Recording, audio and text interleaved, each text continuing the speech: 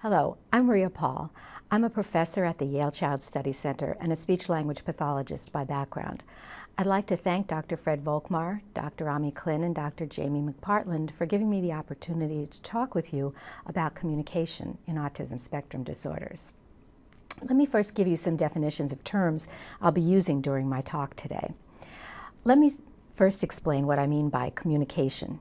Communication is the sending of a message between a sender and a receiver. So communication has three parts: the sender, the message, and the receiver. Communication is a broad term that includes many different kinds of messages. They can be with words, but they can also be with body language, with facial expression, tone of voice.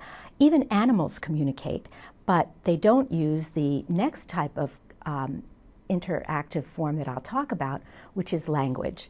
Language is a special kind of communication. It involves rule-governed, conventional, symbolic, culturally determined forms that are used to express communication intentions. By rule-governed, I mean that every language has rules for telling us how to express ideas by combining words in particular ways. In English, for example, we express the doer of an action as the first word in a sentence generally, and the receiver of the action as the last word. So a sentence like "the widow robbed the bank" tells us that the widow was doing the robbing, the bank was the thing that got robbed. We can change the meaning of the sentence simply by changing the order of the words. So we can express those very same words in a different order and create a completely different meaning in a sentence such as "the bank robbed the widow." So those rule-governed combinations of words are the way in which language is conveyed. Language is conventional in the sense that the speakers or the members of a language community all agree to share the same meanings for a set of words. There's nothing inherent about a word that connects it to its meaning for the most part, but speakers of a language conventionally agree to share the meanings of words. So in English, we call that thing with four legs that barks a dog, whereas in Spanish, they call it a perro. There's nothing about either word that inherently connects to dog. They're conventional. We just agree to use them that way. And another property of words that is similar is the symbolic property. So just as I said, dog and perro don't have any inherent relationship to the thing that they stand for, that thing with four legs that barks. The words that languages choose generally have only this symbolic relationship. It's an arbitrary relationship between the thing that the word stands for and the word itself. Each culture develops its own language and its own particular versions of a language. Even within languages, there are culturally determined dialects or subversions of the language. And finally, all these properties, the rule-governed, conventional, symbolic, and culturally determined properties of language, are combined in order to affect communication. But remember, communication can happen in a variety of ways, not just through language. A third term that I'm going to use in talking with you about communication today is the word speech. And again, speech has a particular meaning. People often use it interchangeably with language, but in the way that we refer to it in the linguistic field, it has a special meaning. Speech is the vocal expression of language. It's the sounds, those sounds that are represented by letters in written language that comprise speech. So speech is just one form that language can take. Language can have other forms too. It can be written, it can be signed using sign languages such as American Sign Language. So language can have a variety of forms, and speech is just one of them. It's important to remember also that speech is the production of language. We also understand or comprehend language, or we comprehend others' speech, but speech refers simply to the output of language. So it's important to keep those terms straight as we talk, because as you'll see, when we talk about communication in autism, those terms will be used differentially. Now, the reason that I'm talking to you about communication today is that communication is a primary deficit in autism. It's one of the triad of symptoms that define autism. One of the symptoms of autism is a significant deficit in communication. And even the second primary symptom of autism, that is deficits in social interaction, also includes communication because most social interaction is carried on through the medium of communication. So communication deficits are primary in autism, and they go beyond language. Communication deficits affect not only the way people with autism use words and sentences, but they affect every aspect of communication, including the nonverbal aspects like gesture and tone of voice and facial expression. Communication in autism can be described as both delayed and deviant. That is, as children with autism learn the language of their community, their acquisition of language is almost universally greatly delayed. They learn more slowly, they say their first words later, they combine words later, they produce sentences later. So their development of language is slowed down. But they also do things that typically developing children don't do at any stage of communication. And so in that sense, their language development is not only delayed, it's deviant. And I'll talk about some of the things that people with autism do when they use language and communication that's quite distinct from what other typically developing children do. When children with autism do develop language, eventually their language comes to resemble, in many respects, the language of other speakers in their community. The primary area of deficit that persists in individuals with autism who talk is in the area of pragmatics. Pragmatics is the social use of language, how we use our words and sentences to get things done in the world and to interact with other people. So we'll talk about the delayed aspects of language development, and we'll also talk about the deviant presentation of pragmatic skills that are evident in people with autism. In order to do this, though, I want to give you a thumbnail sketch of the normal acquisition of language, because in order to understand how people with autism are different, we need to understand what the normal sequence looks like so we can see where they deviate. Let me talk first about early communication, before the child starts talking. Remember, we said that communication is bigger than just language.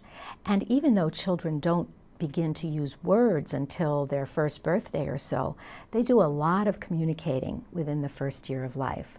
In fact, from birth, children show some preferences for human communication and interaction that allow them to engage others and to draw others to them. For example, their vision in the first days of life is best at the face-to-face range at about 12 inches or so.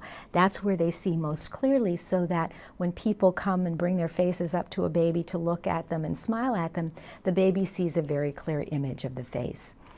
In addition to having good vision for facial presentation at correct distances, infants also actually show preferences for certain kinds of human stimuli.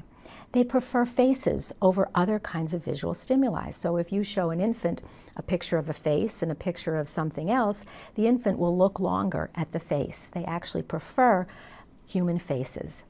They also prefer speech over other kinds of sounds. So if you play music and you play someone talking and you measure how long the child looks at the source of those two sounds, you'll find that infants spend more time orienting towards speech than they do to other sorts of auditory stimuli. Not only do they prefer speech, they prefer female voices over male voices. They prefer their own mother's speech over other female voices. And they also prefer to listen to speech that has what we call the motherese speech style. That's the style that people use when they're talking to babies, with lots of high pitch and intonation changes and slow, paused, elongated words. So infants notice this particular speech style and they spend more time listening to it. In addition, from the first weeks of life, infants have certain inborn capacities for listening to the sounds of speech. They can, for example, discriminate phonemes of native and non-native languages from the very first weeks of life. So they can hear the difference between a ba and a da long before they know what that difference means. We can talk about the first year of life as being comprised of 3 basic stages of communication. In the first 8 months of life, when children are what Piaget called pre-intentional, they haven't yet developed any goals in mind that they can pursue with their actions. Elizabeth Bates referred to this stage as the perlocutionary period.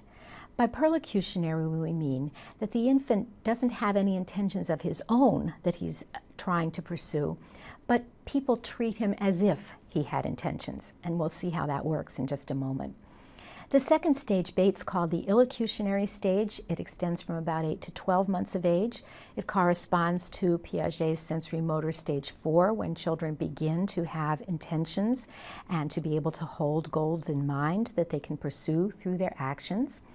And during this stage, children begin attempting to communicate with a variety of means. They're not yet using words, but they do have some means at their disposal. Finally, at about 12 to 18 months, children enter what Bates called the locutionary stage, when they begin expressing those same early communicative intentions that they expressed at 8 to 12 months, but now they begin to use words to do so. In the perlocutionary stage, the child engages in a series of social behaviors that draw other people to him and that maintain interactions. So by about 2 months, children start smiling, they start making cooing and gooing sounds, they laugh, and they look at people when people talk to them. And these behaviors are treated by others as if the child were actually engaging in a conversation, even though the child doesn't really have any ideas in mind that he's trying to convey. In fact, what children are really doing during this stage are expressing reflexively. They cry when their stomach hurts because they're hungry. They fuss when they're uncomfortable. But people treat these actions as if they were communicative. So when baby cries, mother may say, "Oh, you want your bottle." The baby isn't intentionally conveying that idea, but mother interprets it that way. And through these repeated interactions, the child begins to learn how to have ideas in mind that can be communicated. I'd like to show you now a brief video of a child in the perlocutionary stage of communication. Are we going to videotape you talking? Yeah, you going to talk? Really? What else you got to say? What else? Say supercalifragilisticexpialidocious. He liked that word. Do you like that word? Yeah. Say mama. Say mama. Oh, you're getting tired. Say mama. Say grandma. Say grandma. He talks better when he's standing up for some reason. Do you talk better when you're standing up? Do you? Yeah?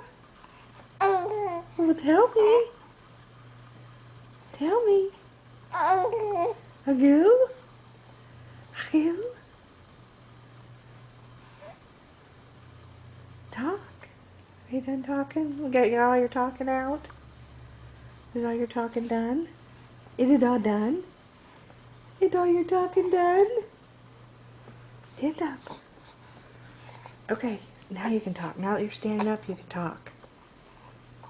Tell me about it. Tell me. Yeah? What else? What else? Are you hungry? Do you want a bottle? Do you want a bottle?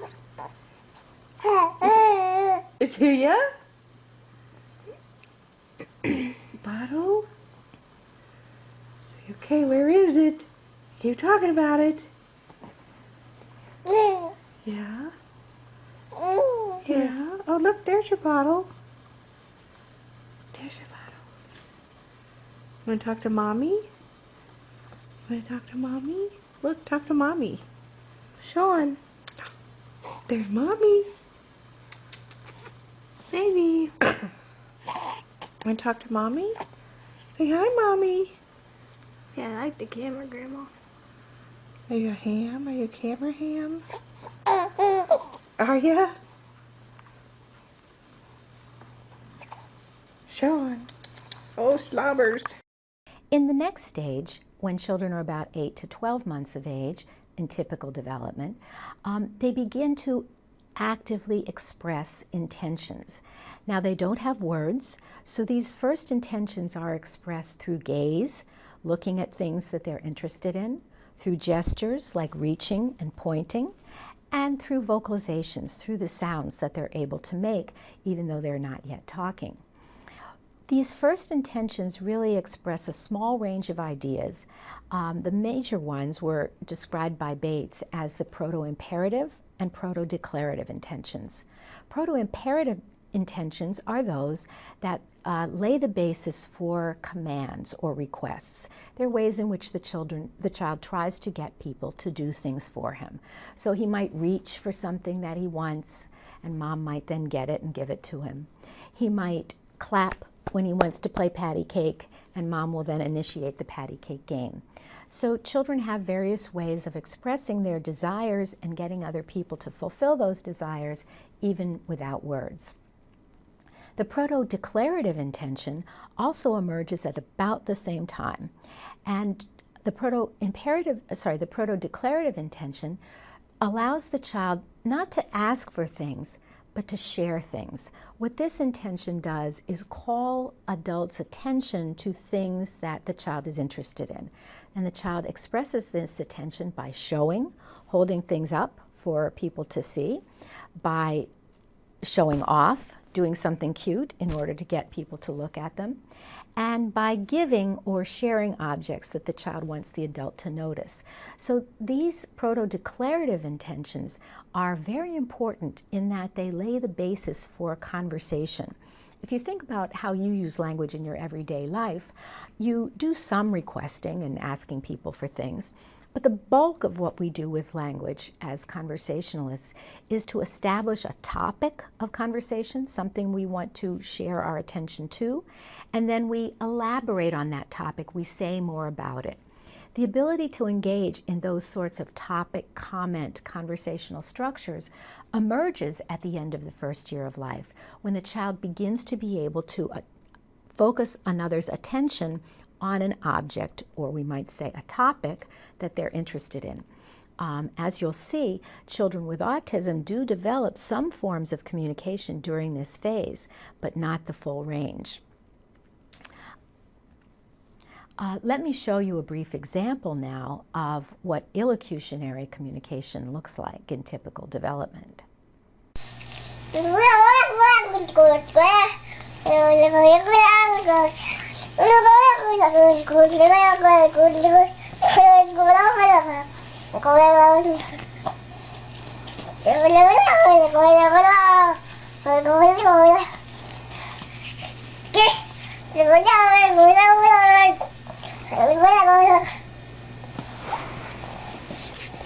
Are you reading a book?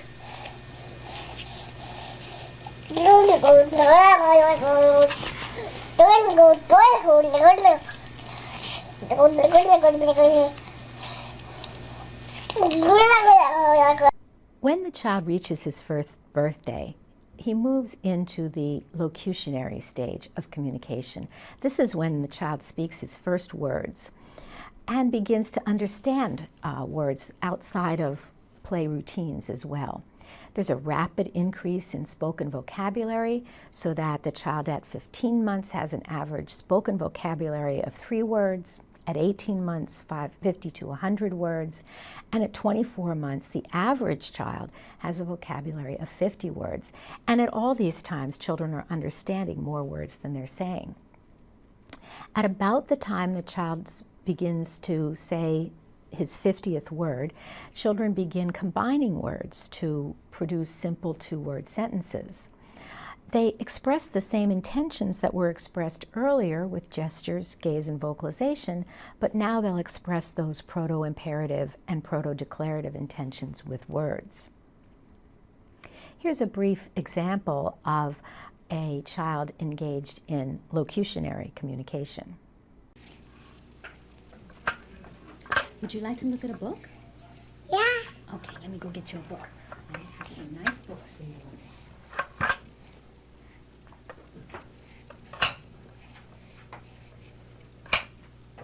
Oh, look at this one, baby. Look at this one. Oh, what do you see? Turn the page, uh-huh. What do you see there? Baby. Yes, babies. What does it mean? What? What does it mean? Wagons 3, uh-huh. There's 3 wagons. What do you see there? Kitty. Kitty cats. What do the kitty cats say? Meow. Yeah. You know what you do here? Hit the drum, yeah. Okay. What's there? Ducky. Duckies, what are they doing? Sim. Swim, that's right, the duckies swim. What do you see here? Fish. Fishies. What about over here? That does a D. A letter D, uh-huh. That's right, it's really a number 9. But it looks like a letter D. What else? Daddy. What are those? Daddy. Oh, daddy. I see, they're daddies. That's right. Now here's some animals. What have we got here? Rabbit. Rabbit? Oh, it has long ears like a rabbit. You're right. Show me what the rabbit does. You want to do the boxes? Want to do boxes? Animal. An animal. Do you know what kind of animal that is? Yeah. What?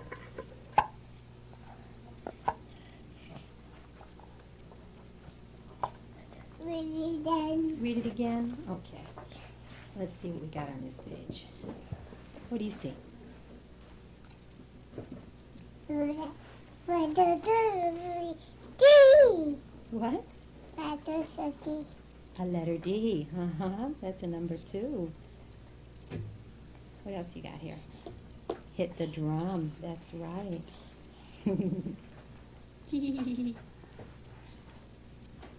Are you shy? No, you're not shy. What else do you see? Sim. Ducky. See ducky. Good. You see the duckies. That's right. Sim. Ducky. Swim duckies. Yes, the duckies can swim, can't they? Yeah. At about 18 to 24 months, children with typical development move into the next phase of communication. They go beyond saying words and begin saying sentences. They begin combining words into simple, telegraphic sentences that leave out the little endings on words and leave out the function words like the and and simply express the most important words in the sentence, like a telegram. In addition to producing longer sentences, though, children at this stage also develop some new communicative intentions. And what's special about these new intentions is that unlike the earlier ones that were expressing the child's relationship to things in the world, to objects and actions and events, these new intentions express a relationship to what the previous speaker said. And we call them discourse-related intentions. They include things like acknowledging the previous speaker's remark with remarks like aha, and for very young children with repetition of what the previous speaker just said. They also answer questions and begin to ask for new information. So they ask questions. The first new information question that children typically ask is, what's that? What's that? When they're asking for the names of things. So in this period when children are starting to say sentences, they're also becoming more enmeshed in this conversational structure of back and forth, referring not only to things in the world, but to the previous speaker's utterance. Let me show you an example of a child in this telegraphic stage of communication. One. This one. This one? This half. This half. Mama have this one. Half. Mama have this one. Okay. Okay. Okay. One. One, Two. 2, 3. Storybook. We'll read a storybook later. Let's play over here some more. Look at this. Who's this? Monkey. A monkey, right. Baby monkey. Baby monkey. That's right. He's a pretty baby monkey, isn't he? Yeah. This one. That's doll. Doll. Uh-huh. Here. Hair. She has hair. That's feet. That's feet. She has feet. That's hand. That's hand. She has hand. Uh-huh.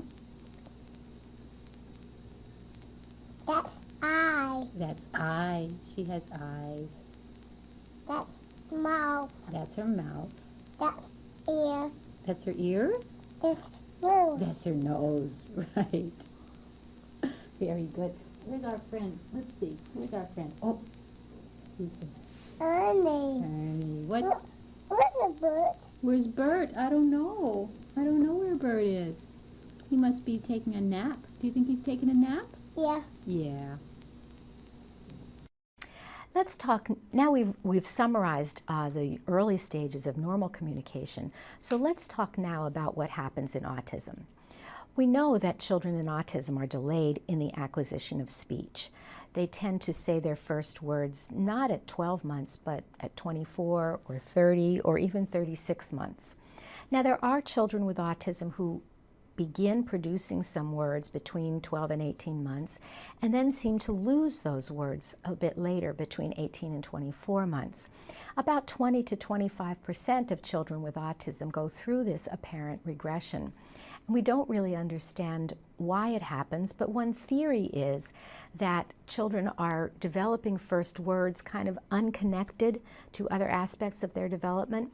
And at about 18 months, those first words have to hook up with other aspects of development in order to become embedded or integrated into the child's cognitive function. And what may happen for children with autism is that embedding doesn't take place, and so the words that were developed wither on the vine because they don't have connections to be made to the other growing aspects of the child's cognition. In addition to delayed onset of speech, though, we do see a range of unusual behaviors in children with autism spectrum disorders. And these behaviors are important in early diagnosis. They're some of the primary ways by which we identify very young children with autism. One of them is atypical vocalizations. So children with normal development go through a sequence of development in terms of their pre-speech sounds, going from crying and vegetative sounds to cooing and gooing to babbling that allows them to engage in back and forth vocal play, as well as to practice the sounds that make up their language. Children with autism seem to have delayed development of vocal behaviors. They are a little bit slower to develop the sounds of the language and to use babbling. And we see this in some research that's been done in my laboratory looking at early vocal behavior in children with autism who are at risk for autism. In addition to this delayed development, though, they also use more and persist longer in using some of the less speech-like vocal behavior, high-pitched sounds, trills, growling, yelling.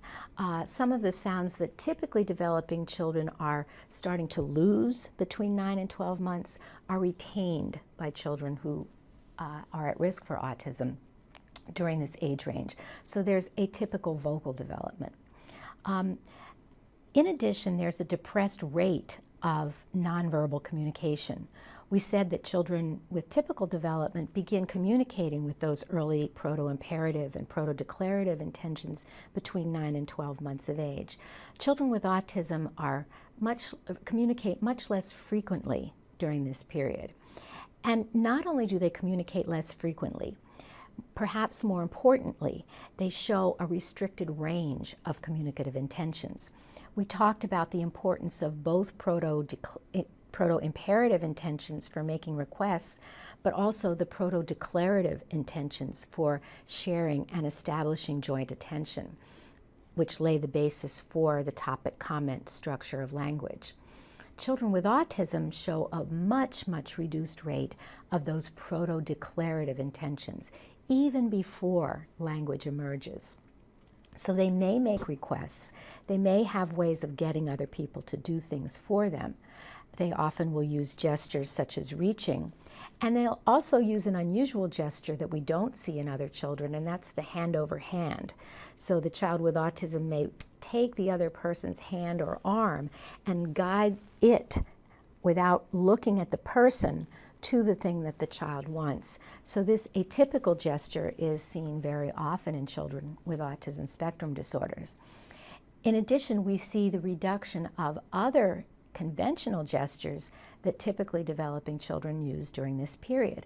So pointing emerges during this period of illocutionary communication, and it's one of the very effective ways that children get people both to get them things and to pay attention to things that they're interested in. Children with autism show very, very delayed pointing development. And so their gestures are not in the conventional mode. They don't use the same kinds of gestures as other children to communicate these illocutionary intents, as well as having this restricted range of illocutionary intentions that are primarily composed of requests rather than comments or joint attentional activities. In addition to expressing less themselves, children with autism are also less responsive to the speech of others.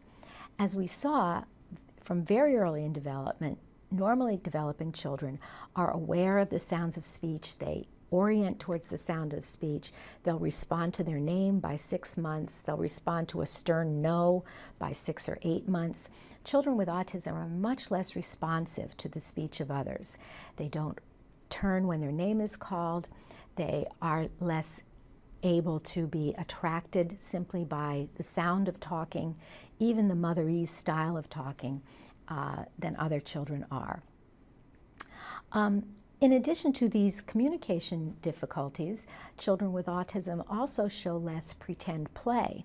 I mention that as a communication difficulty because the development of play is a symbolic behavior. And we've talked about the fact that words are symbols as well. So children who aren't developing these symbols in mind that they can use to structure pretend play are also going to have difficulty using the symbols that are represented by words. So children with autism who show this deficit in pretend play, we think that it contributes to their delay in the acquisition of words. Finally, another behavior that affects their communication is the limited ability to imitate. Children with autism are less likely to imitate the behaviors and the sounds of others when compared to typically developing children.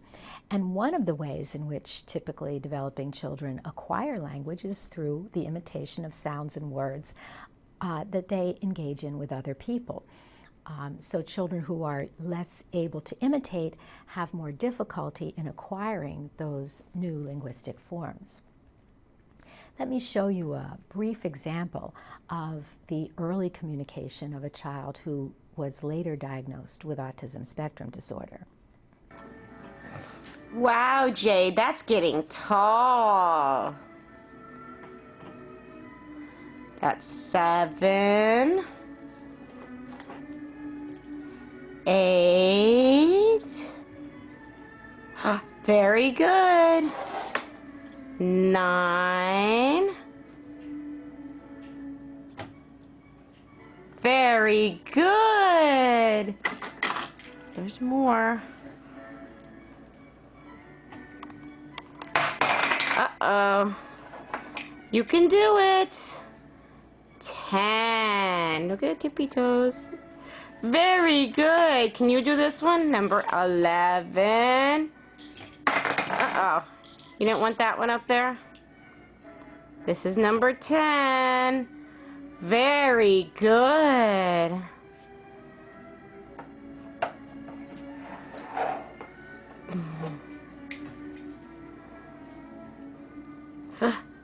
Whoa! Oh no! 1, 2, 3. Well, you get them built quick. 2, 3, 4, 5, 6. Uh-oh, spaghetti here. 1, 2, 3, 4.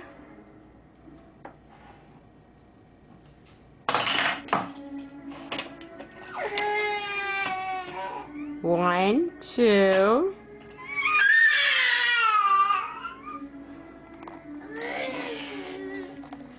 3, 4.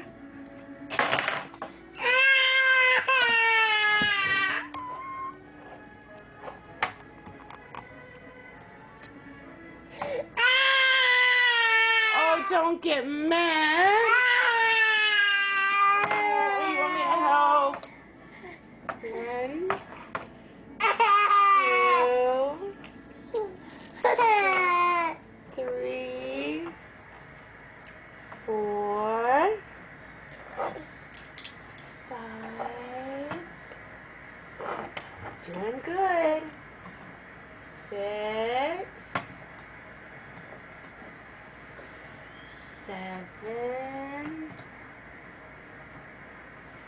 Very good. You're doing a good job. 8.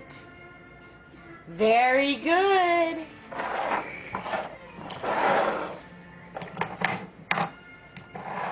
9.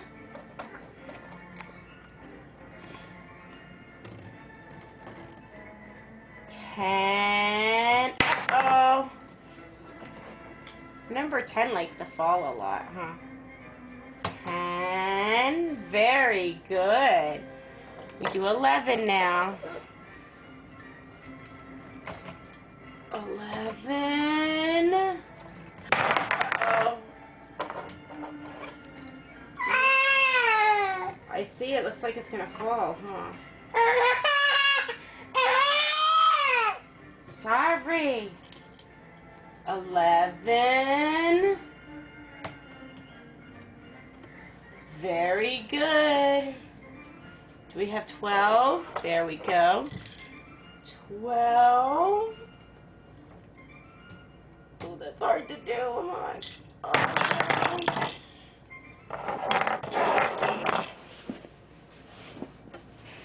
Here we go. 12. 13. 14. Yay! Is that your block tower? Wow! I'll do the song now. Wow, that's very good. That's very good. Is that your block tower?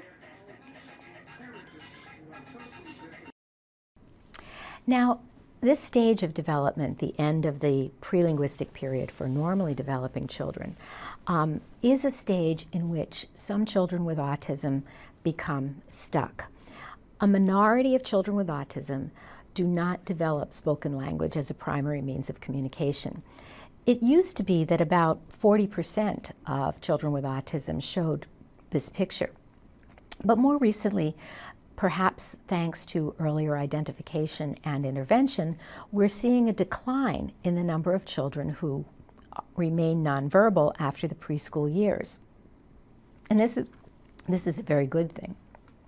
However, there are still some children, it's estimated that the percentage now is perhaps between 20 and 30%, who do not develop spoken language as a means of communication. Unfortunately for these children, they also don't develop spontaneously the other compensatory forms of communication that children, for example, with hearing impairment develop, so that children who are hearing impaired and don't learn to talk develop gestures and facial expressions that they use to get their messages across.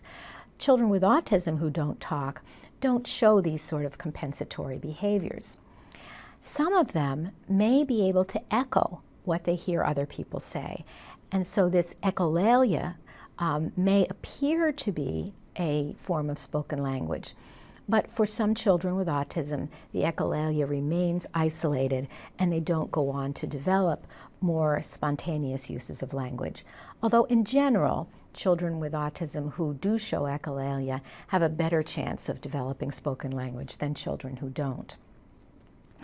Many of these children who have no spoken language may use maladaptive forms of behavior to communicate. So they may engage in self-injurious behavior when they're upset or angry because they don't have any other way to express their ideas. As a result, we try to provide these individuals with some form of communication even when we aren't able to elicit spoken language. And these other forms of communication, often referred to as augmentative and alternative forms of communication, are taught in a structured way to the child in order to provide some means of communication. Some examples of augmentative and alternative communication systems are signs. So some children with autism are taught signs, just as children with hearing impairment are taught signs. Some children are taught pictures, so they're taught to point to pictures or exchange pictures for objects that they're interested in. And some children may be able to use some forms of written communication, such as words accompanied by pictures that later allow the child to memorize the structure of the word. So for children who don't develop spoken language by the end of the preschool period, generally some form of alternative or augmentative communication is provided. I'll just show you a brief example of what a nonverbal older preschooler child with autism might look like.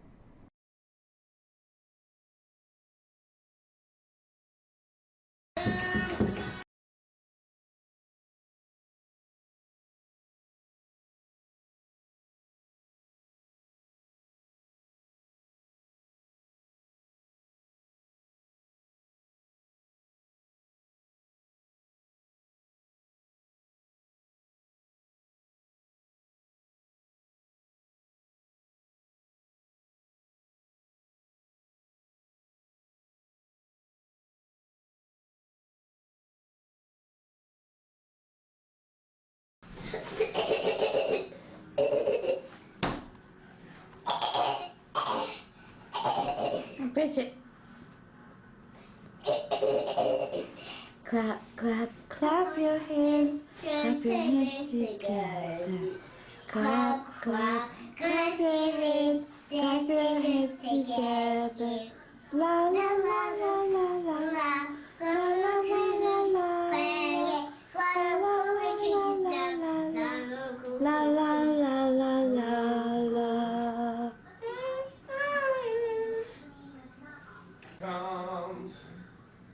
She'll be coming down the mountain when she comes. She'll be coming round the mountain when she comes. She'll be coming round the mountain. She'll be coming round the mountain. She'll be coming round the mountains when she comes. when she comes. And the wishes do.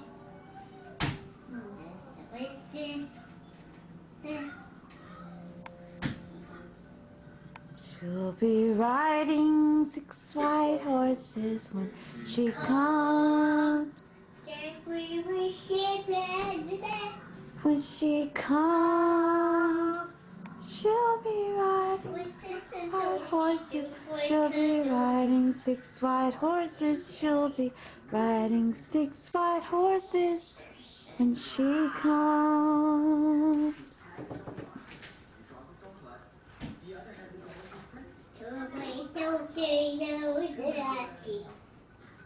Bridget. It's a Krabby Patty. It's a Krabby Patty. Oh.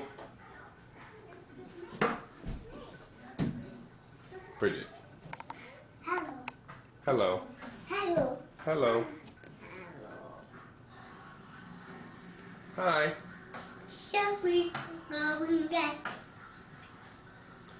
Itsy bitsy spider climbed up the Go wall. get that.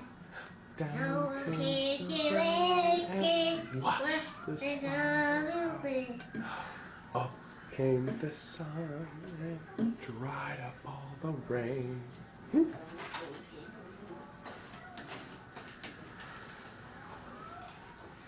The itsy bitsy spider climbed up the spider again.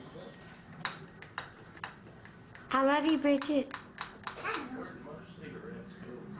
I love you.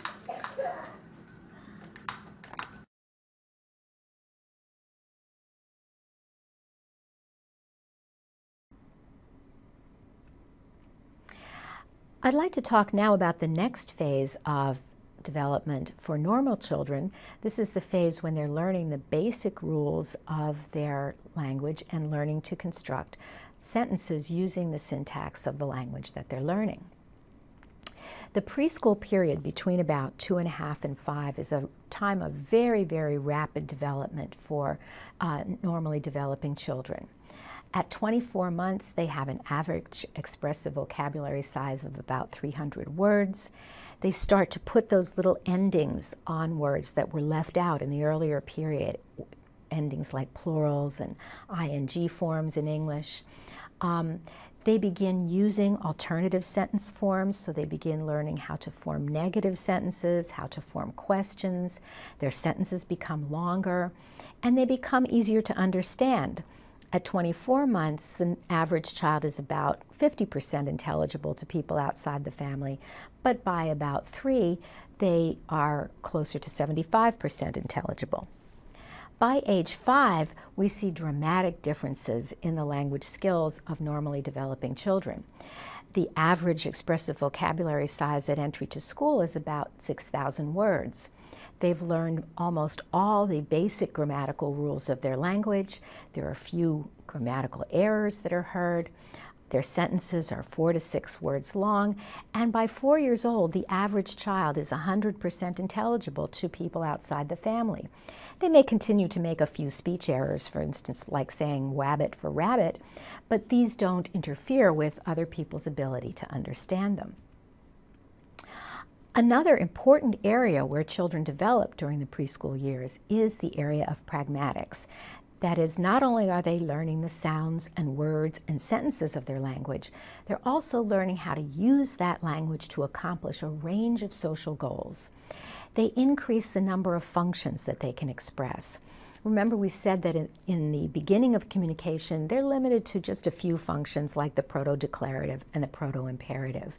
But by the time they get to school, they can use language for a variety of purposes, including pretending, telling stories, predicting the future, hypothesizing about things that might happen.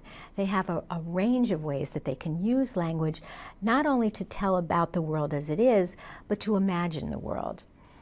They also learn a whole new genre of communication, so they go beyond having the ability only to converse in a back and forth way, which is a very important skill, but they also learn the ability to have a monologue, to tell a story, to use an extended chunk of discourse in order to convey a narrative. Another important skill that they learn is to move from talking about the here and now, that is talking about things that are right in front of them and that refer to objects and events in the immediate present, but they now begin to be able to talk about there and then. So they can talk about ideas that are not in the immediate context.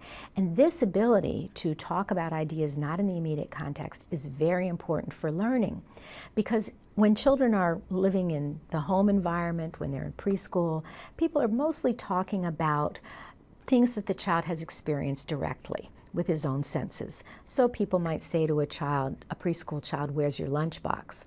But when they get to school, children are required to talk about things that are entirely outside their immediate experience. And teachers might ask children in school something like, "Where's Australia?" Something they may never have experienced directly. So this ability to talk about there and then provides a very important tool for learning. And children that are confined to the here and now have a much harder time acquiring new information that will allow them to succeed, particularly in school settings. Another change in the pragmatics of preschool children is the freedom from relying on adults to structure the conversation. So if you've ever talked to an 18-month-old, you know that you have to do a lot of work to help the child participate. So you might say to the child, "Oh, that's a pretty car. What color's the car?"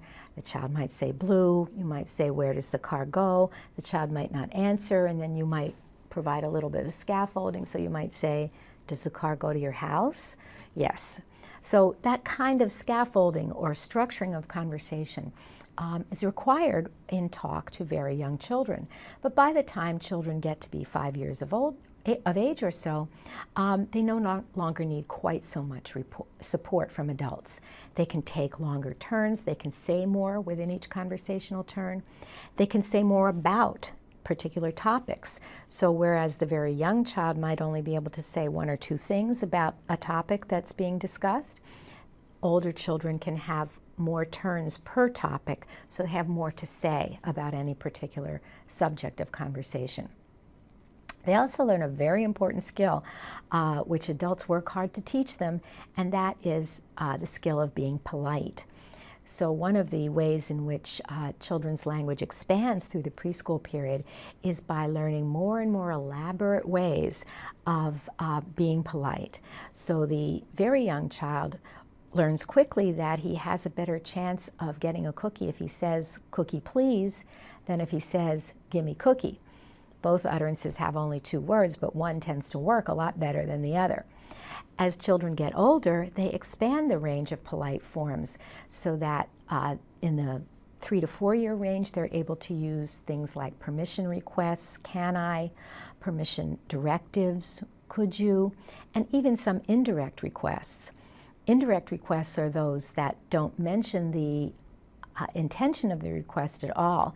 So a child might walk into the kitchen and say, "Those cookies smell good," as a way of asking mom to give them one. In addition, children in the preschool period develop more flexibility with their language. They're able to talk different ways to different people, so that by 4 years of age, normally developing children talk to babies in that same motherese speech style that we talked about earlier, and they talk differently to babies than they do to their friends or than they do to parents. I'll show you a brief example of a preschooler engaged in conversation now. Know what the horse is named? Does the horse have a name? Yeah. Do you know what his name is? What's his name is? I think his name's Fred. Mm-mm. No? How about Star? Is his name Star?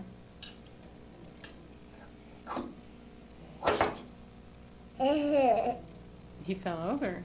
Does he have a broken leg? No. 2 broken legs. That's right. 2 broken legs. How about the sheep? Does he have broken legs? What do you think? He can't stand up. Must not be broken. Can the cow stand up? Looks like to me like he can stand up. To each thing that are too high up. He can get up to the sky. The cow's high, isn't he? Yeah. She can get And the up. sheep's high. Which one's higher? This one. The cow is higher. Which? They're both high. Crash. Down. They came down, didn't they? Clap. Yeah. They hit hard. Now they're up high.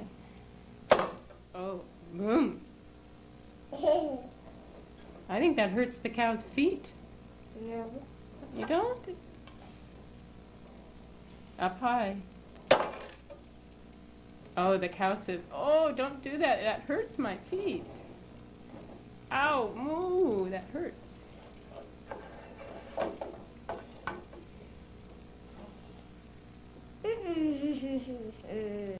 What about children with autism spectrum disorder? How does their language change as they progress through the preschool period? When children with autism start talking, as I said, they usually begin to talk late. First words, on average, tend to come in around 30 months for children with autism as opposed to 12 months for typically developing children. They may also spend an extended period of time in the one-word period, whereas normally developing children would spend 3 to 6 months saying only one word at a time. Children with autism may spend a longer period of time, 6 to 12 months, or perhaps even longer. And once they do start to put words together, they are, as I said, not only delayed in their development, but they show some characteristic deviances, some ways in which they're different from normally developing children at any stage. And some of these differences include, first of all, pronoun reversals. Children with autism tend to say things like, you want cookie, when they mean, I do. Now, normally developing children will do this too, but they do it for a very brief period of time, and they very quickly learn that words like I and you are what linguists call deictic. Deictic terms are those whose meaning shifts depending on the point of view of the listener, of the speaker rather. So I and you are not any particular person. I is the person who happens to be talking right now, and you is the person who happens to be listening. And those roles will shift when the conversational floor shifts. Children with normal development take a little bit of time to sort that out, but very quickly they do. Children with autism may take a much longer time to sort it out, and they may persist in these pronoun reversals long after the 1 or 2 word period when children with normal development will use them. They may show some idiosyncratic word use. That is, they may use words in ways that other people don't use them. Remember, we talked about the fact that words are conventional. We use them in the way that other people in our speech community do. Children with autism sometimes use words in unconventional ways and use them for meanings that aren't shared with others. Another unusual aspect of the early speech of children with autism is the use of echolalia. They use both immediate and delayed echolalia. And these forms of echolalia are sometimes referred to as scripted language. Immediate echolalia is the immediate repetition of something the child just heard. I'm going to show you an example of that in a moment. Delayed echolalia is the use of language that has been heard in some prior time, stored as an unanalyzed chunk, and then repeated. Now, some children with autism use echolalia and scripting as a communicative tool. So they will try to communicate by imitating what the other person says when they don't know what else to say, or by introducing a script that's somewhat related to what they're trying to express.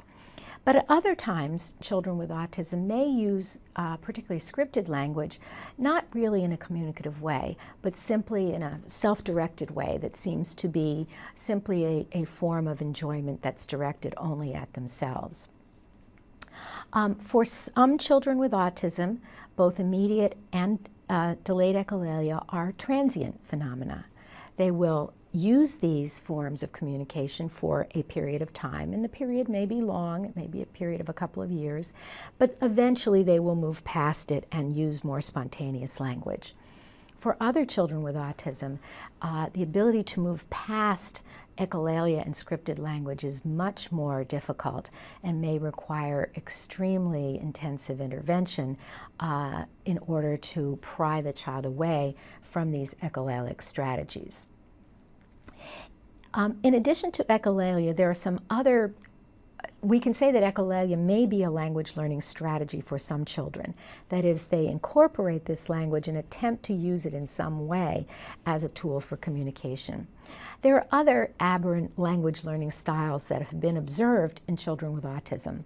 And rote learning that's represented by the scripting and delayed echolalia is just one of them. Another is associative learning.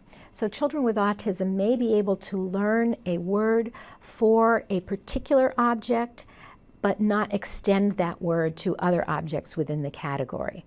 So they may learn, for example, that their stuffed doggy is a doggy, but may not use that word doggy to refer to other animals. In general, children with autism have difficulty generalizing learning, that is, taking whatever they learn out of the context in which they learned it and using it in other situations. And this difficulty in generalization makes it hard to teach children with autism to use language in a functional, communicative way, because although we can teach them in a very structured environment to say words and sentences, they don't always spontaneously take those words and sentences and use them in the environments where it can help them to interact.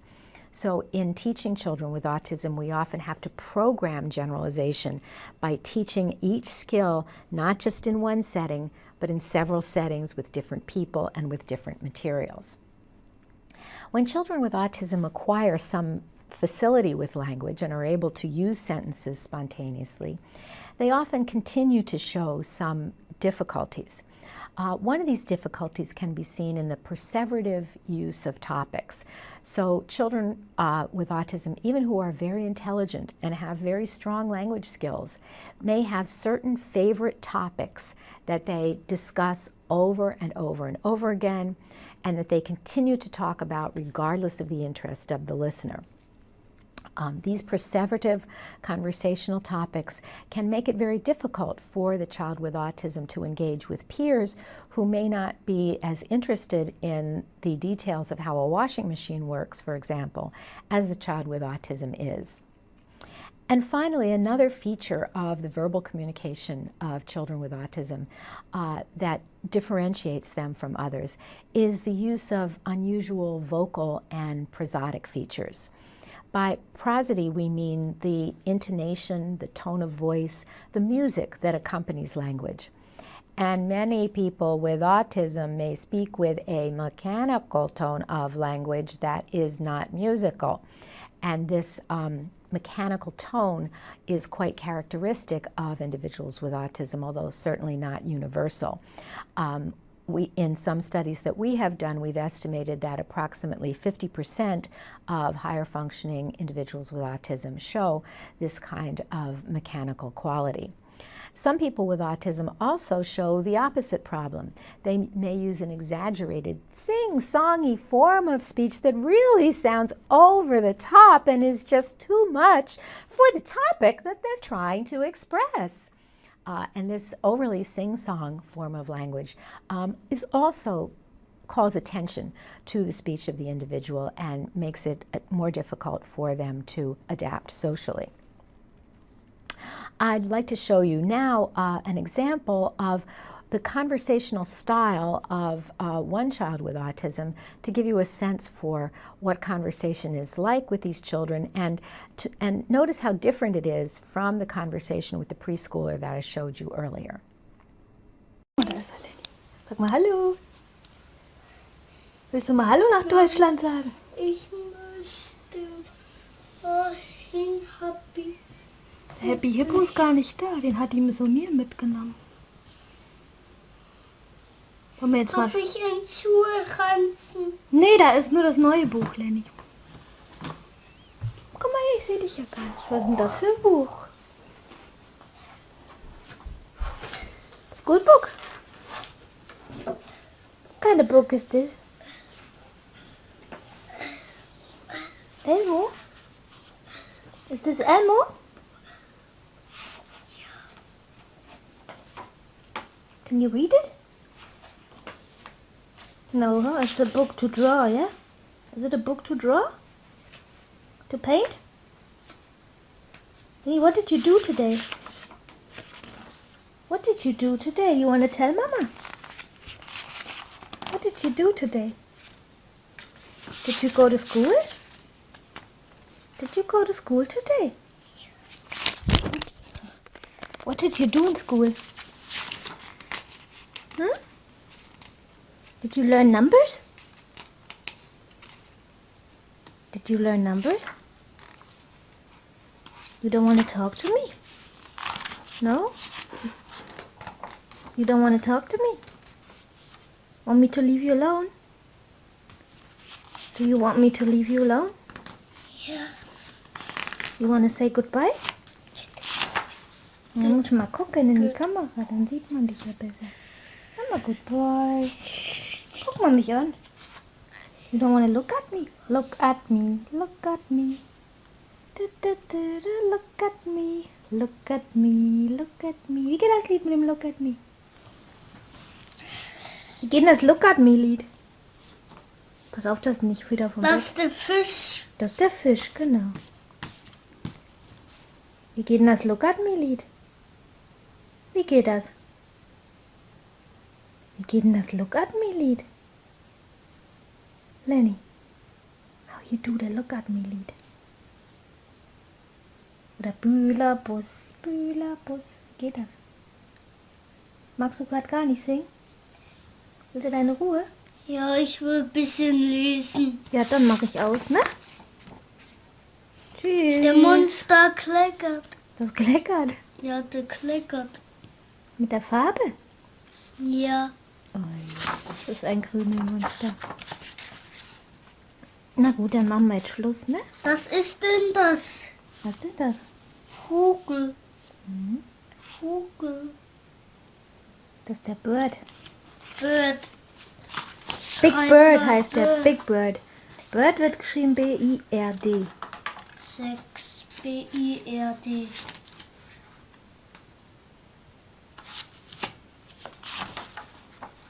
Wüsste auch mit gerne Erlinkes. Mit Erlinkes? Willst du damit fliegen? Ja. Wohin denn? Wohin? Wohin magst du denn fliegen? Where you wanna go? Where do you wanna go? Wohin magst du denn fliegen mit Erlinkes? Hm? Wohin, Lenny? Nach Deutschland. Ja? Vermisst du Deutschland? Ja. Oh. 8.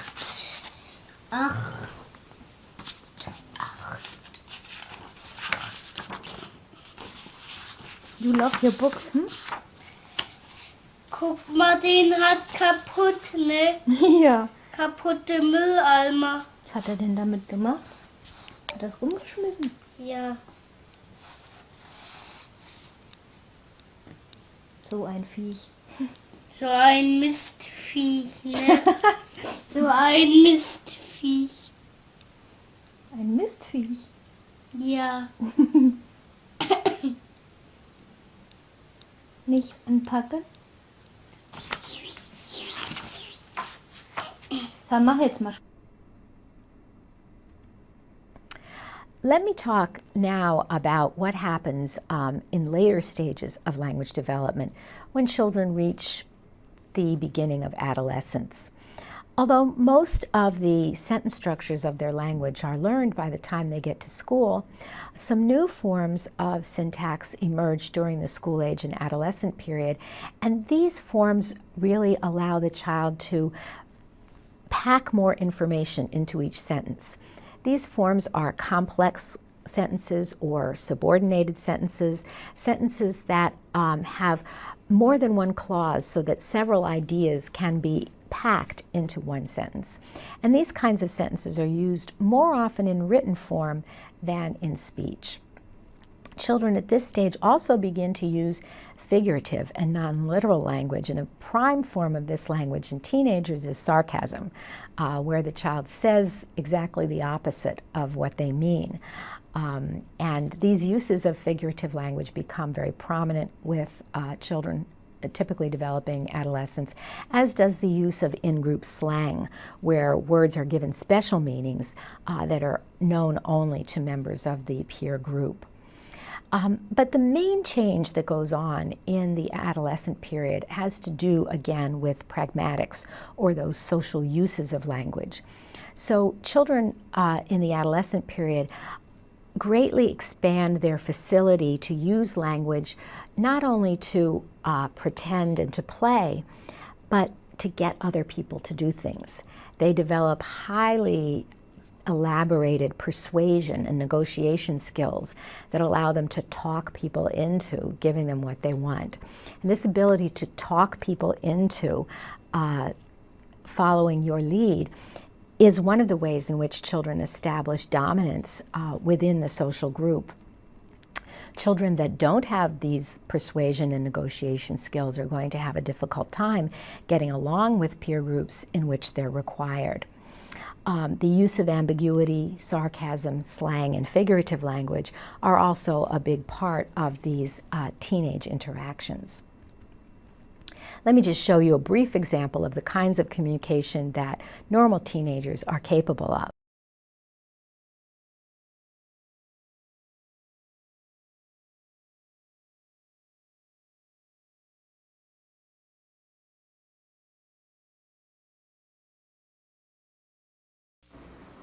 Good morning and welcome to the third edition of TVM for January 16th, 2008. I'm Amy Tiffany. And I'm Rob Mason. Today we have videos on top classes, Trojets, an interview with Mr. Bird, and a Wayzata Bay preview. Now we'd like to show you a part of a special music video.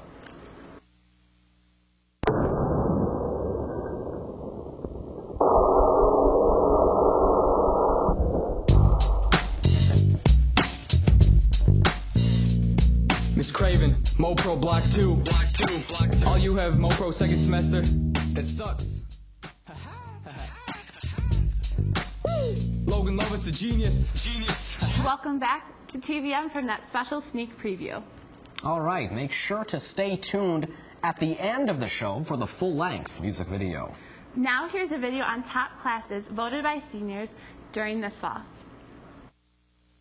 Senior year. Football games, turning 18, lunchroom superiority, senior pranks, parties, and prom. Essentially, ruling school. With this kind of atmosphere, it's easy to get senioritis. The graduating class of 2009 remembered this. It is your last chance to get a free education, so take advantage of it. We recently conducted a survey of current seniors. They told us what classes were challenging, which were the most valuable for their future, and what classes they could relax in while learning something new. Here are the results. Seniors said that their favorite class that was the most challenging was psychology. Classes in which seniors felt that they had learned something valuable for their future was modern problems, and a class that seniors said that they were able to relax in while learning something new was personal and family issues. I'm here with Mr. Schmidt today, and he teaches modern problems. How does this class help prepare students for life after high school? Well, obviously a great many of our students end up going off to university, and the course itself is modeled after college seminar kinds of classes. The expectations, the sorts of testing, the way we deliver the information, so on and so forth, has a real college tone to it. But we're also very keenly aware that not all of our students do go off to college. They go into other areas, vocations, technical training, into the military service. All right, thank you for speaking with us today. Sure. Yep.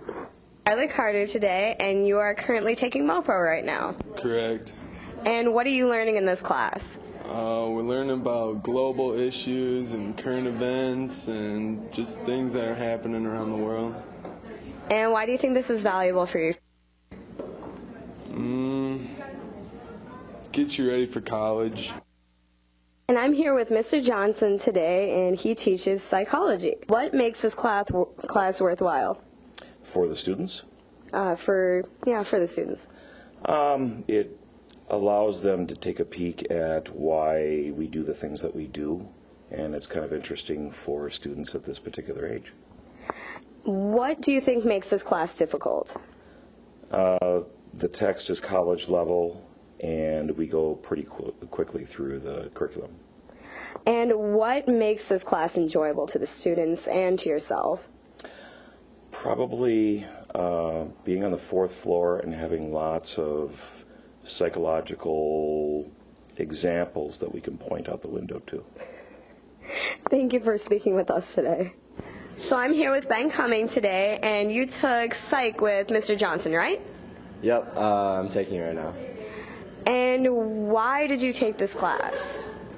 Mr. Johnson's character, he makes learning really fun, and I love psychology, and yeah. What are you learning in the class right now? We just finished mental psychiatric disorders, stuff like schizophrenia and anxiety and antisocial personality disorder and all those. And right now we're learning about hunger and what makes us hungry. All right, and thank you for talking with us today. Right. I'm here with Miss Olson today, and she teaches personal and family issues. Now, why do you think students take this class? I think the students take personal and family issues because it's a class where they can really come forward and talk about issues that they're facing in their everyday lives, and they're really attracted to the course content. And how do you spend your Fridays? Fridays we have something called Parentheses, which is a teen issues discussion day, and basically that's a day where the students come in and they can ask any questions that they want to, things that are on their mind, things that they want answered, and the class talks about it the entire block. All right, thank you for speaking with us today. And I'm here with Melissa Hamilton today, and you took personal and family issues, right? Yep, I took it last year. And what was your favorite part about this class? My favorite part was the warm fuzzies. What are warm fuzzies? You'd get a pink slip of paper, and you'd have to write something nice to a random person, whether you knew them or not, and then you'd give it to them, and then you'd get one and read it, and it'd make your whole day, just sparkle. Thank you for talking with us today. Yep.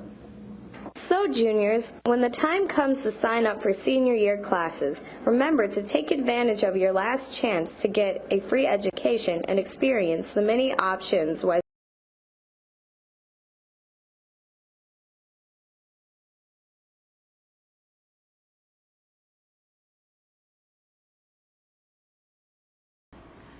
That was great. Hope that was helpful, future seniors. It's no secret that the Trojettes work hard, Amy. I mean, everyone knows that. It's true. Here's a video that shows their determination. The Trojettes have been one of Wayzata's longest and most successful athletic programs. For the last 5 years in the Jazz Funk category, the Trojettes have gone to state, and in the past 2 years they have won the state championship. In the high kick category, they finished 6th in the state meet last year. They are hoping to repeat their performance in the Jazz Funk category and improve their placings in the high kick category. We sat down with the leaders of these dancing machines, Miss Swigum, and the varsity captains. Showstoppers is a club group that meets in the fall that does performance only. And Trojettes is a competitive sport with the state of Minnesota, so we're a sport just like hockey, volleyball, football, everybody else. There is some carryover between students. Some kids are on Showstoppers and Trojettes. Some are just on Trojettes and not Showstoppers. There's no correlation between the two other than that they both are dance groups. Well, when we first started, the team size was much smaller. There was just one varsity team, and now we've moved to a varsity and a junior varsity team. We have changed a lot in terms of the style of dance. Originally, it was just high kick, and now it's high kick and jazz, so we do two whole different styles of dance. And the technical ability is very different than it was years ago. In a jazz funk routine, it concentrates on leaps and jumps and turning combinations, so more of a ballet technical aspect to it. The high kick routines involve high kicks, imagine that, and we have to do between 50 and 75 kicks above the waist in a fairly short time frame, and then it's more of a kaleidoscope marching band kind of idea in terms of how we move through formations. Hi, I'm Andrea Wadby here with some of the captains from the Trojette team, and I'm going to ask them a few questions. What is your favorite part of Trojettes? I enjoy just being a part of the team and being a part of the group. I agree, yes. Yeah, I agree too. I like how it's a totally different sport, where we're all out there at once and we all really feed off of each other's energy, and that's why we do so well. I think working on cooperation amongst the team members instead of competitiveness gets us all on the same goal. We set team goals. We have the kids do individual goals as well, which helps them see what it is that they need to work on.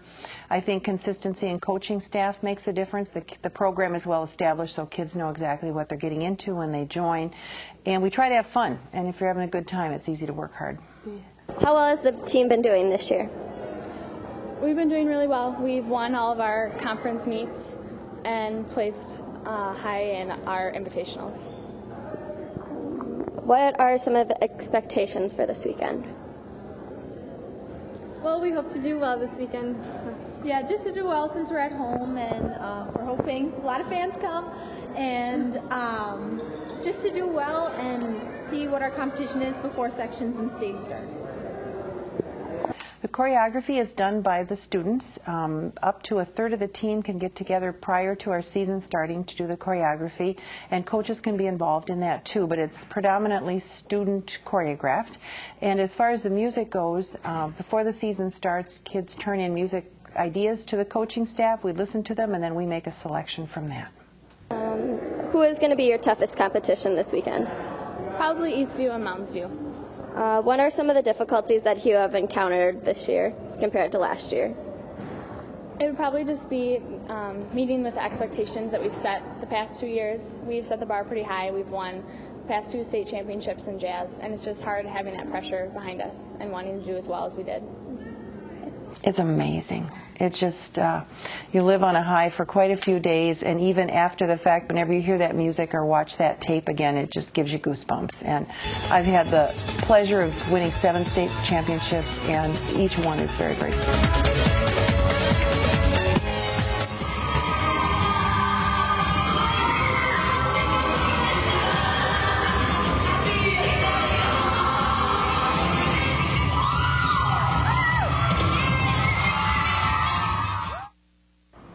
Make sure you check out the Trojettes this Saturday at the high school for their invitational. All right, that was a great video. Amy, what's a paraprofessional? Parachute, paratrooper. No, well, that's wrong, Amy. That's very wrong. Well, here's a video on paraprofessional Tracy Bird. So, Mr. Bird, this is your first year working inside the walls of Wayzata High School, and you are a paraprofessional. Now, a lot of us, I'm sure, have heard that term, but we don't know exactly what it is. What do they do? We do a lot of different things. We're an extension of the professionals with the administration and the teachers to make sure that each day is a safe day and a productive day for 3,200 students. What if somebody you're escorting tries to attack you or run away? Are you authorized to chase them and use physical force if need be? If need be. Of course, the first thing you want to do is always de-escalate the situation and try to talk, to resolve it down. But if it does become a physical altercation, then we have to do what we have to do to actually get the student to the office. We've had several seminars to handle different situations, such as a lockdown and things like that, but no physical training for this. Okay, so you brought up the scenario of a lockdown. What if there is an actual student in the school with a gun and somebody else is, say, in the bathroom or the hallway? What should they do? You should go back into your classroom and stay there until the all-clear signal has been given. Do you often have students coming to you just, for somebody to talk to or for advice? I do, and I encourage that. I mean, I tell my football players, I tell anybody, if you ever need somebody to talk to, feel free. I'm not saying that I'll have all the answers, but I can definitely be that sounding board if you need somebody to talk to. Are you under any kind of confidentiality agreements? If there is something about harming themselves or harming another student, I am obligated, but if it's just personal talk between a student and there are no obligations for me to divulge that information, so it stays between us. Switching to natural disasters, me and some of my friends have thought about the question, if the unlikely event occurred where there is a tornado and a fire inside the building at the same time, what are we going to do? Pray first of all. A lot of prayer will help. But what we'll have to do is just try to take each disaster as they come. Which happened first? Did the fire come? Has the tornado actually touched down? Is it close? Do we have time to get to our tornado, our shelters? It'd be one of those things where we definitely have to wait to see what would happen. We can't play the what-if game on that one. I am not aware of a tornado/fire evacuation drill as of yet. I might definitely have to bring that up and talk that out. But as of right now, I'm not aware of a plan to get out of that. Patrolling the halls, make sure the halls are safe. Do, re, mi, fa, sol, la, ti, do. I have a daughter at Minnetonka. She's a junior. And then I have a son who's 4. And I overheard you say that you're the best ping pong player in Wayzata. I've won my fair share of games. I haven't played everybody inside of Wayzata, but it has been a few weeks since I've lost. What's your favorite color? Blue and gold. I am a stuffed crust. Actually, I'm a green meal, spinach. I like Devani's, thick crust, like a hoagie every now and then. I'm going on camera with this now. My favorite movie of all time is a toss-up between Lady and the Tramp and Sound of Music. You can't beat any one of those two musics. You know, for trying to portray dominance, those are kind of girly movies. You know, So Long, Farewell.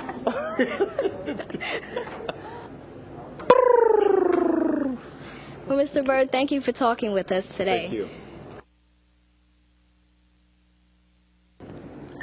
What's your 20? What is 20?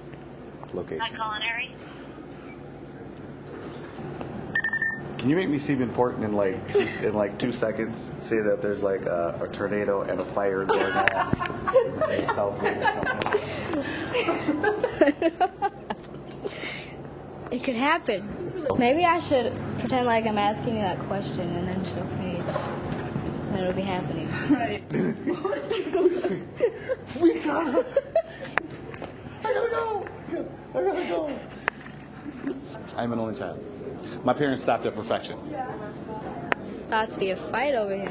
It's about to be That's really you. It projects dominance. Yeah. I didn't like that. I don't like that. You want to try that again? I'm gonna try that again. Hold on, don't walk yet. That's how ready I am. I'm no longer projecting dominance now, thanks to you. Thanks for that. And now a trailer for the next episode of Wayzata Bay. So do you think tonight will be fun? Yeah, I mean, I don't like Holly, but Braden's pretty cool. We had a good party. Does she even know him? He's so annoying. I really like you, Jeff.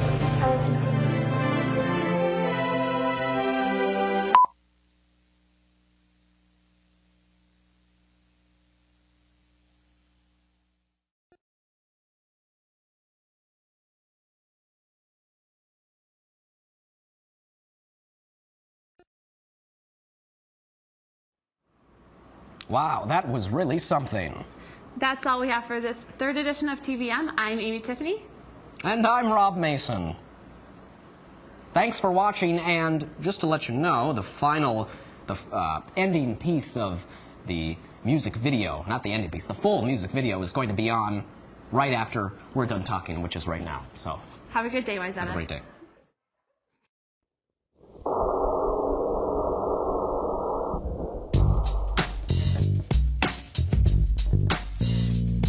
Miss Craven, MoPro Block 2. All you have MoPro second semester? That sucks. Logan Lovett's a genius. Hey. Let's do it. Now why I'm pointing fingers, cause I'm guilty as charged. My illegal music library's incredibly large. Songs expire on my computer, now it runs really slow. Got a new iPod for curses, now I steal videos. They ain't just musical artists, that file sharing robs. Each your file sharing caused a loss of 71,000 jobs. That's a lot of unemployment, let me fill you in. Last year file sharing cost us 2.5 billion. Not just stealing from artists, it's much more evil. We steal $2.7 billion from our own working people. Stealing music is selfish, forget internet freedom. These are just self-centered lies, it's sad that you believe them. Stop stealing copyrights, pay for songs, take that loss. You'd be amazed how they are hurt from your opportunity cost. So forget Jack Sparrow, we got parts alive today. They ain't on the seas, they're next to you, 2 feet away. LimeWire, BearShare, Aries, whatever. Keep stealing all that music, you're gonna lose it forever. Artists put all they have into making their music, and we cost them all this money cause we don't legally use it. They give their word for you to love and you abuse it. iTunes is legal, but you continue to refuse it. Stop being so cheap, spend a couple of bucks. Stop stealing from other people, man, file sharing sucks. Global warming ain't a problem, so let's not even bother. Walk outside and tell me you don't want the state any hotter. Deleting programs is easy, like blinking your eyelids. Plus you don't get embarrassed like being seen in a hybrid. Piracy is proven by professionals, studied with perfection, not by some failure who lost the presidential election. Artists are getting pissed, and it's no wonder. They just want to make it rain, but you keep stealing their thunder. So if you are an illegal file sharing user, follow these easy instructions on your home computer. Click the start menu down in the lower left hand. Open up control panel, then add remove programs. Let the list populate and click the program that you use. Cry some tears if you need, and then click remove. Follow the instructions until the very end. Say hello to being legal, never download it again. LimeWire, BearShare, Aries, whatever. Keep stealing all that music, you're gonna lose it forever. Artists put all they have into making their music, and we cost them all this money cause we don't legally use it. They give their word for you to love and you abuse it. iTunes is legal, but you continue to refuse it. Stop being so cheap, spend a couple of bucks. Stop stealing from other people, man, file sharing sucks. LimeWire, BearShare, Aries, whatever. Keep stealing all that music, you're gonna lose it forever. Artists put all they have into making their music, and we cost them all this money cause we don't legally use it. They give their word for you to love and you abuse it. iTunes is legal, but you continue to refuse it. Stop being so cheap, spend a couple of bucks. Stop stealing from other people, man, file sharing sucks. File sharing sucks. File sharing sucks.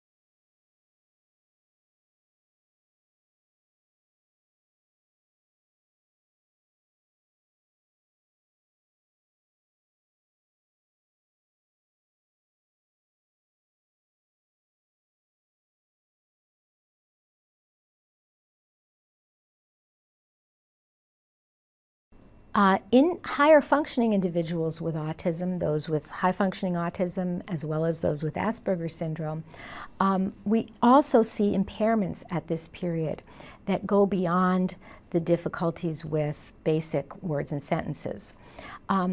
Individuals with autism at these higher language levels may in fact use overly complex words and sentences so that they have an almost pedantic style, and they've been described as little professors, so that they speak very formally, they use big words, they use long sentences, and they don't adjust their style depending on who they're talking to. Remember, we said that children as young as 4 begin to adjust their style to the appropriate style for the person who's listening.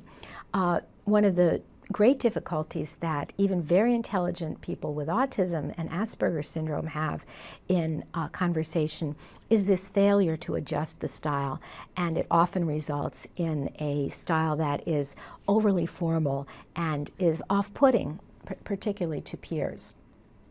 In addition to these pedantic style difficulties, higher functioning individuals with autism also show reduced ability to manage the topics of conversation. They may not know how to end a conversation appropriately, and this is particularly true when they're talking about their favorite topics, those topics of special interest that they tend to perseverate on. They may continue talking about these topics long after their listener has lost interest, and they don't pay attention to the cues of the other person, that person wants to either change the topic or take a turn in conversation, so that they may talk incessantly without giving the other person a turn. They also have difficulty in commenting contingently, that is, saying something that's relevant to what others are talking about. So part of the art of conversation is to find a way to elaborate, to add new information to the topic that's being shared by others. And individuals with autism have particular difficulty in adding this contingent kind of information. Another pragmatic difficulty that's seen very frequently in even very intelligent people with autism and Asperger's syndrome are the reduced ability to read other people's minds. We know that theory of mind is an important deficit for individuals with autism. They have difficulty understanding what is in the mind of another person. They have difficulty understanding that other people can think different things than they do, and that people can think different things that are different from what they're saying. And this difficulty is referred to by linguists as presupposition. Presupposition is the ability to decide what to say based on what it's reasonable to expect the other person, the listener, to already know, to be interested in, and to have in the forefront of their mind. Difficulty with presupposition means that you say too much sometimes. You tell people things they already know, which is perceived as rude. Or you assume too much. You assume people know things that they don't know, and so you end up confusing them or not allowing them to follow the conversation. These presuppositional difficulties are very prominent in even very intelligent speakers with autism. Some individuals with autism, unlike the ones I've been describing, have an opposite conversational style, and that is they may be very spare conversationalists. Whereas some people with autism tend to be overly talkative, not to let the other person have a turn, not to be able to terminate topics. Others can be very unwilling to talk. Having a conversation with them feels like pulling teeth. You have to work very hard to get them to take a turn, to get them to add something new. So both of these styles are present in high-functioning speakers with autism. In general, not universally, but in general, the more verbose, pedantic, circumscribed interest style tends to be associated with individuals with Asperger's syndrome, whereas the sparser style tends to be associated with individuals with high-functioning autism. Again, this is not a universal rule, but simply a tendency that is often observed. The final area in which people with autism have special communication difficulties has to do, again, with the nonverbal aspects of communication. Just as young children with autism have difficulty using gaze to direct their attention to other people and to direct other people's attention to things they're interested in by looking at them and looking back at the interlocutor, people with high-functioning autism continue to have difficulty using gaze to regulate conversation appropriately. People sometimes say that individuals with autism don't make eye contact, but that's not always the case. Sometimes it's the case that they simply aren't able to manage eye contact and gaze in order to regulate the conversation in the way that others do. When we talk with others, we don't always stare directly into their eyes, but we look around, we look back, we monitor what's going on, and we monitor our listener intermittently throughout conversation, but we do it in a rather patterned and structured way. Individuals with autism tend to show less regularity, less facility with these sorts of patterns. And finally, the prosodic difficulties that I talked about earlier do persist in higher functioning individuals with autism, even at the most advanced stages of language. Here's a brief example of a child with high functioning autism, just to give you a flavor of their communication.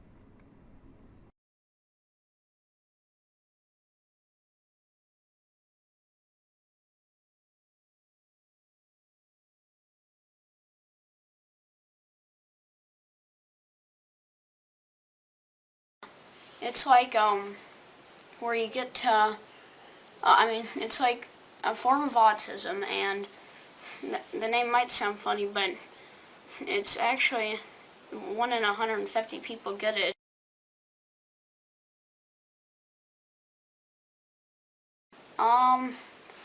I guess actually most kids can get kind of annoying if they have autism, but yeah, I get kind of annoying sometimes. You get kind of annoying, or you get annoyed? I get annoying. What do you mean? Like, I start making noises and stuff. What kind of noises? Like I quote from TV shows. And why do you think you do that? Because, I don't know, it just... Does it make you feel good, or you think it makes you relate to people? Well, I don't know. Like I said, what did I say? Like I said, it's a way that makes you think different.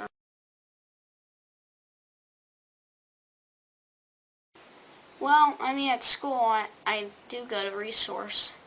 What's Resource? It's like a place where you can get your work done or calm down. It's twitches. I don't know. Why do you think you do that? I don't know. I guess it's either my autism or I get kind of uncomfortable sometimes. You nervous? Yeah. Don't be nervous. Okay.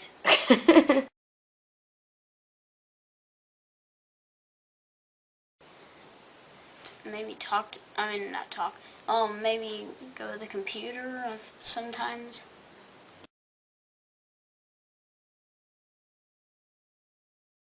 Oh yeah, definitely. I get obsessed with video games, and I get obsessed with the computer, camera, more like Sonic the Hedgehog. Or tell me about Sonic the Hedgehog. What are some interesting facts you know that most people wouldn't know? The game came out in 1991, and Sonic, people know probably in the game he's a blue hedgehog that's really fast, but some people don't know he likes chili dogs. He likes chili dogs? How do you know that? Well, I've read the comics, I've seen the shows. Alright, do you know who made Sonic the Hedgehog? It's some kind of Japanese guy. I forgot what his name was, though, but he's a Japanese person that... When did the first game come out? I think it was in June 1991.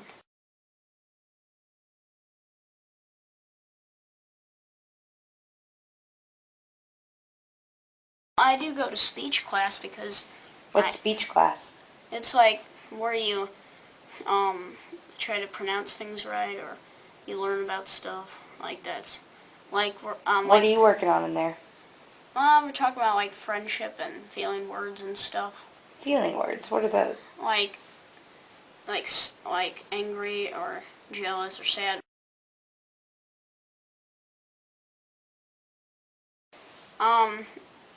Sometimes I cry, or even though it's usually when you're sad, sometimes when I get really angry, or not really angry, but sometimes I might cry when I'm angry. I kind of walk around the playgrounds and stuff. So you don't play with anybody? I try to, but there's nothing that I can do that people would agree with me to do. Here are some adolescents with autism engaged in conversation with each other. Again, just to give you a flavor for what communication is like in this group.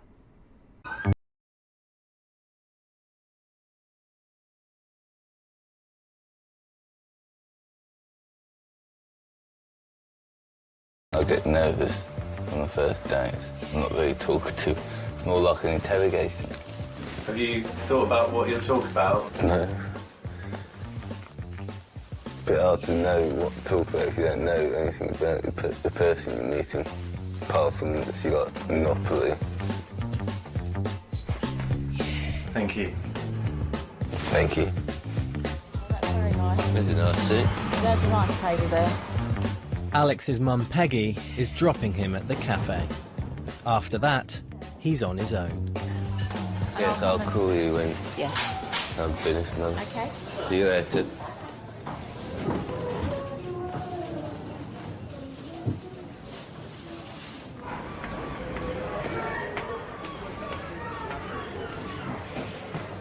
Hiya. Hello, Curtis.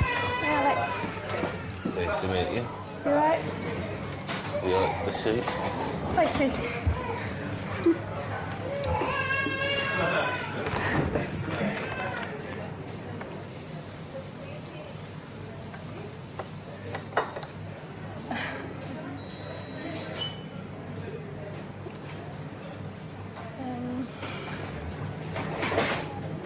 Is there anything you want to ask me?